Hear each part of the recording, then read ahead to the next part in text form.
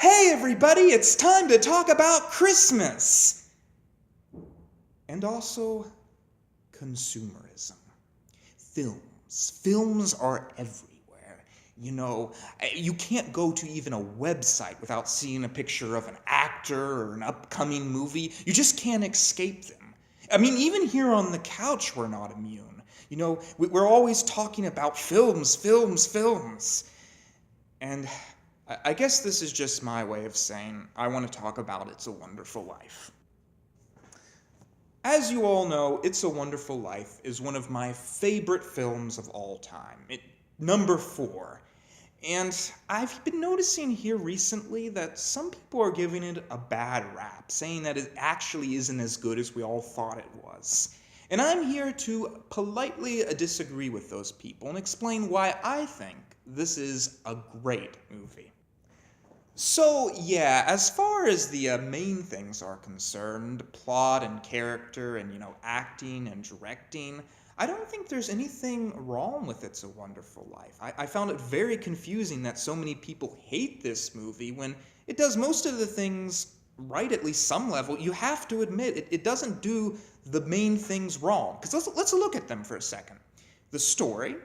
It flows nice, it has a good plot. It goes from his childhood into his adulthood. There's no moment where you really get bored of it.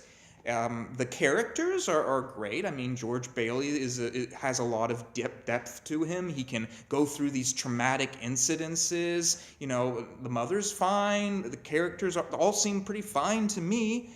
And acting, I mean, Jimmy Stewart does one of the most incredible performances of his entire career. I mean, when he gets all wide-eyed, when he discovers that this is a universe where he didn't exist, that was one of the greatest acting moments I've ever seen in my entire life.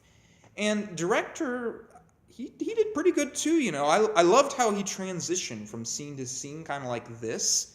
That was a very interesting move. It's kind of like the memories were fading in and out. I personally do not like to use transitions, but after watching that movie, I was like, maybe they could work. And I even implemented them a little bit in my show, when I had an editor, that is. But anyways, yeah, I don't think any of the main things are wrong. I mean, maybe you could make an argument with me with characters. Maybe some of them are a little bit too cliche, but they definitely do get some big things right, you have to admit. I dug really deep to find out why people didn't like this movie, and it actually came down to one of the big things we talk about on my show, ideas. A lot of people didn't like the theme of the movie. Why? I mean, it's about a guy who finds out that he should live. Is that such a bad theme? I don't understand. Is it because of the God thing? Did a lot of people not like it because of God? I don't know. I mean, you could look at it as that whole thing was just a dream George Bailey was having. It's a little bit tricky to do that because of the letter at the end, but I still think you could get away with it. Maybe his wife was just saying, "Oh, who's that name there?" and it was actually a letter from someone else. Yeah, you could say that the angel wasn't even real if you wanted to. I don't think the director would have liked that, but you could get away with it. Yeah, I mean, I guess people are a little depressed here recently, and they just want to say we should all die, and that's fine, I guess. But I mean, I think that if you look at it, we're still discussing this today. What is the value of a life? So it is a universal concept that whether you agree or disagree with it is still something we're going to be discussing for a long time to come. So, is it the sexism? There was one statement in the entire movie about an old maid. I guess that might have offended some people. But, I mean, Citizen Kane has some pretty sexist moments in it. Kane slaps a woman. That was pretty bad. And, look at it this way. Neither Citizen Kane or It's a Wonderful Life were probably being intentional in their sexism. Or maybe they were, but I don't think they were. It was just common phrases for people to say back then, and actually, now that I think about it, Citizen Kane was kind of sexist. It's just straight up slapping a woman.